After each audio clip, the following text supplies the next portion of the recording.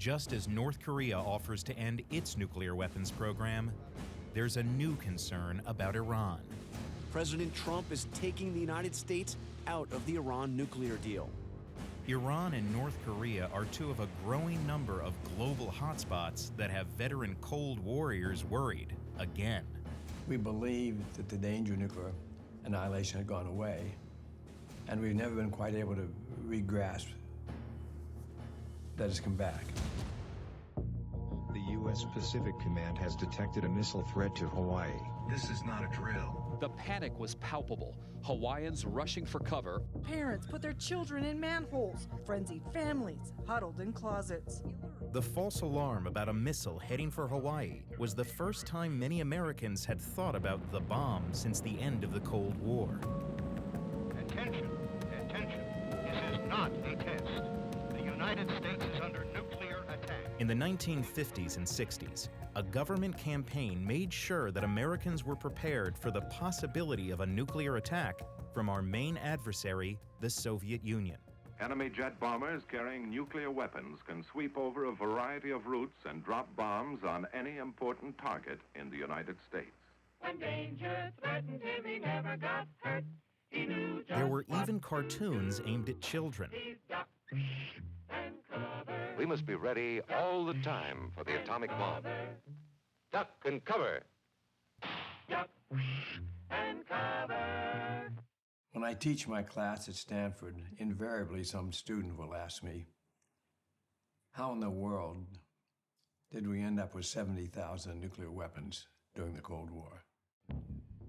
Former Secretary of Defense William Perry, now a university professor, tells his students that the massive arsenals helped to deter the two sides from using them.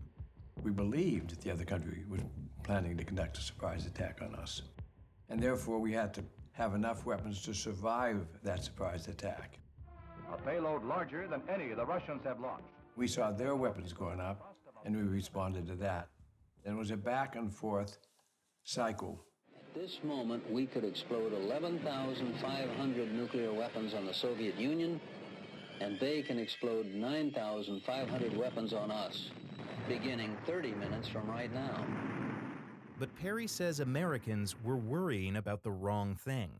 The danger was not that one side would deliberately attack the other side, a surprise attack, a bolt out of the blue, but that we would blunder into a nuclear war.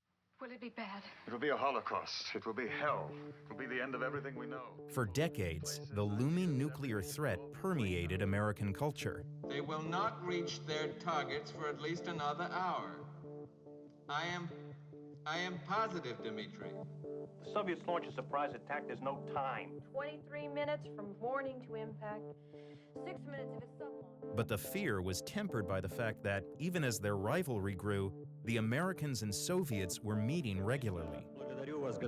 During the Cold War, we realized the level of danger of nuclear war, and we sat down with the Soviets and worked out agreements that would reduce the risk of nuclear war. The first agreement ever to eliminate an entire class of U.S. and Soviet nuclear weapons.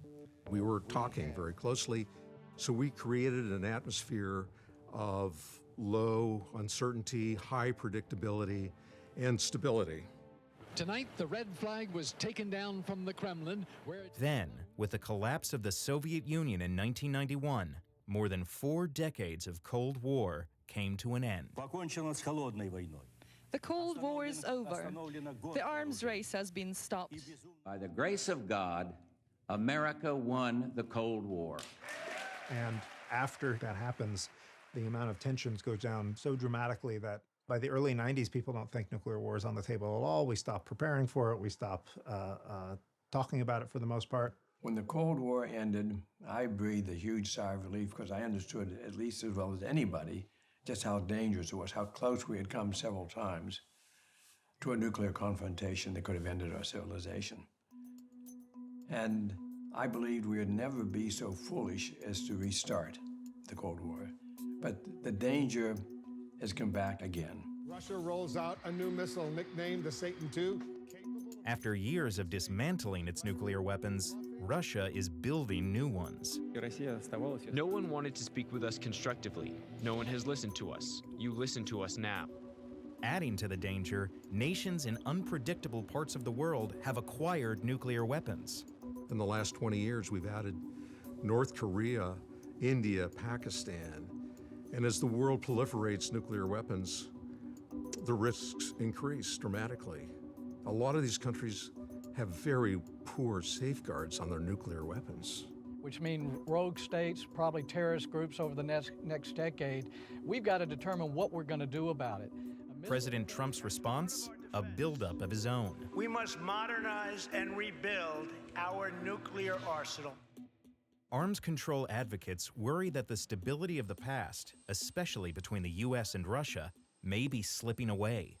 We are about to throw away some of our nuclear arms agreements that we're disputing, and we have one major agreement that allows us to conduct on-site inspections in each other's country. That's going to expire in 3 years, and there are no signs that we're going to renew it. We need to learn the lessons of the Cold War, that when the danger, the risk of nuclear war becomes high, that we need to talk to each other and figure out together how to reduce those risks. Things have changed very radically from a few months ago. You know, the name calling and a lot of other things. Something very dramatic could happen. There's hope that the upcoming meeting between President Trump and Kim Jong-un will reduce the risks of war, but also realism that the nuclear brinkmanship between the two men could return as quickly as it disappeared. Let us recognize the threat to our way of life. During the Cold War, Americans were alert to the threat they faced.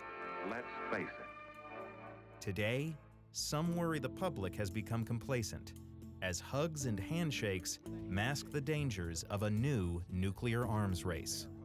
I want people to think of them as actual things that exist in the world, actual things that might be used in their lifetime.